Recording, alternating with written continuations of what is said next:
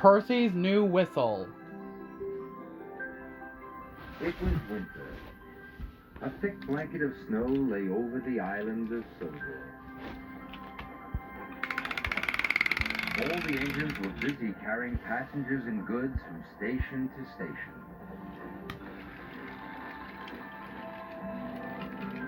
Sometimes they need to warn people they are coming. So steam engines blow their whistles.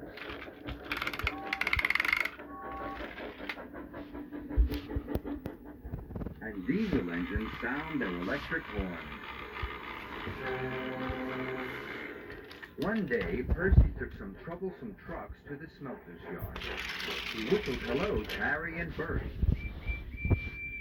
But Harry and Bert laughed. "Call that a whistle?" mocked Bert. "Just listen to this." "Diesels can do everything better than steamies," they sneered.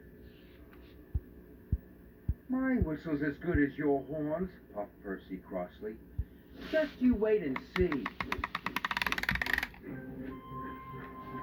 Percy practiced loud whistling. He blew louder. And louder. And louder. At last, he was ready to surprise Harry and Bert. Later, Percy went back to the quarry. He rolled up behind Harry and Bert, took an extra big puff, and blew as loudly as he could. Harry and Bert were surprised.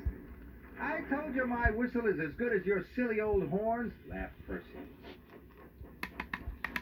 Now that he had a super loud whistle, Percy couldn't wait to use it again. When he saw Thomas in the sidings, he took a big puff and blew as loud as he could.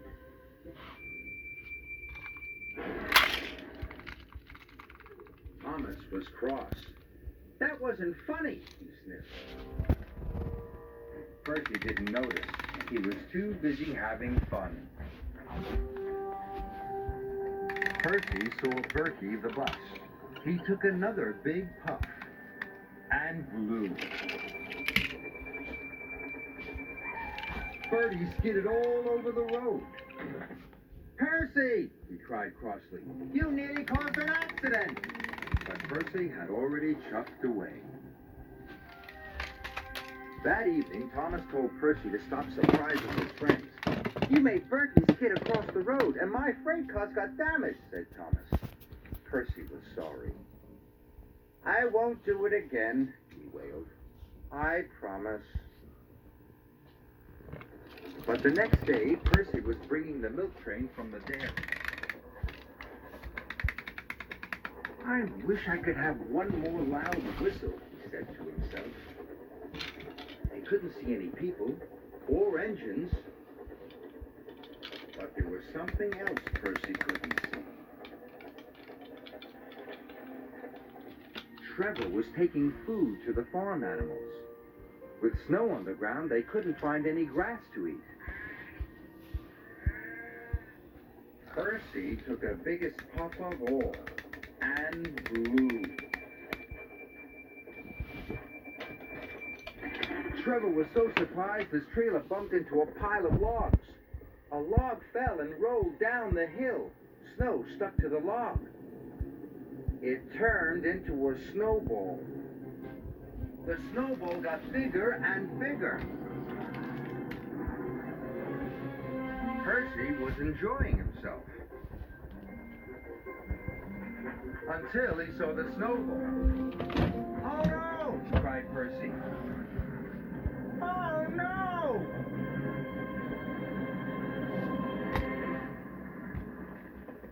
Luckily, no one was hurt, but his driver was cross. "Now I will have to go for help," he said. Percy waited in the cold. His funnel was freezing, and his axles were shivering. At last Thomas arrived with Sir Topham Hatt. He was very cross indeed. Whistles are for safety, he told Percy, not for playing games. You must only use your whistle when the time is right.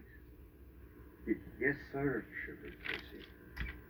And he promised to use his whistle properly from now on. The next day, Percy was a very quiet engine indeed. He didn't use his whistle once. But as Percy came out of the tunnel, he gasped. A big snowdrift had slipped onto the tracks. Percy heard Thomas. He was heading straight for the snowdrift. If he did not stop in time, he would have an accident. I must warn him, cried Percy. Percy took the biggest puff he had ever taken, and he blew the loudest whistle he had ever blown. Something must be wrong, cried Thomas, and he applied his brakes just in time.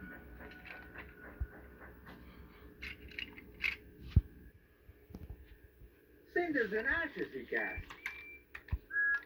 Thank you, Percy.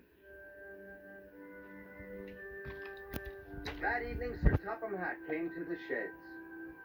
Well done, Percy, he boomed.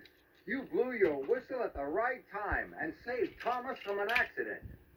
You are a really useful engine, and a safe one. Percy was so proud his firebox tingled. Percy uses his whistle safely now, and all his friends are glad to see him.